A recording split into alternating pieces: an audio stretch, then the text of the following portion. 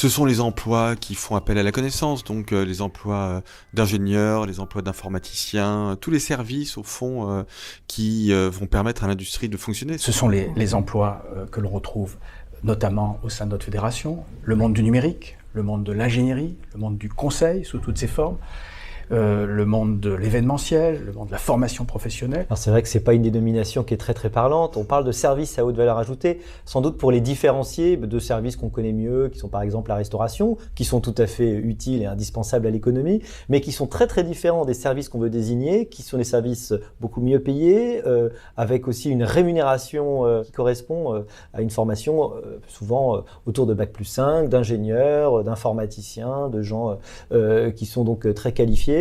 Une nébuleuse d'emplois peu connue qui constitue une sorte d'angle mort dans le débat public. Ce sont des emplois pourtant qui, selon la manière dont on les compte, représentent 1 million à 2 millions de personnes, qui représentent, selon les calculs également, entre 8 et 20% du PIB français. Donc un secteur, ces emplois de services à forte valeur ajoutée, extrêmement important. Il ne faut pas le voir comme un secteur à part en fait. C'est vraiment un secteur qui participe de la compétitivité et puis de l'excellence de l'économie française.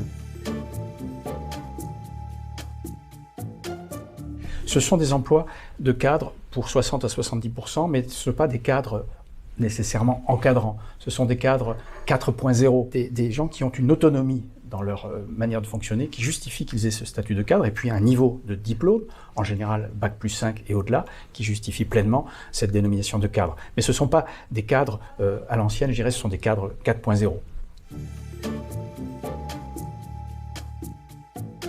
Cet ensemble de métiers qui est très peu connu en France, qui en fait agit de façon transversale dans l'économie. Aujourd'hui, on crée 60 000 emplois nets par an, rien que dans la branche Syntec. Ce qui nous a beaucoup intéressé dans cette étude, c'est le fait qu'on s'est rendu compte que ce secteur était incroyablement performant. Si vous regardez l'emploi, on crée plus d'emplois que l'économie française. Si vous regardez les exportations, on exporte plus que l'économie française. Si vous regardez la productivité et les salaires, ils sont meilleurs que pour la moyenne de l'économie française. On a un solde commercial, une compétitivité qui se maintient. C'est vraiment un super secteur sur lequel vraiment il faut miser. C'est pour ça que nous, on parie beaucoup sur les effets positifs d'une politique d'attractivité dans ce secteur.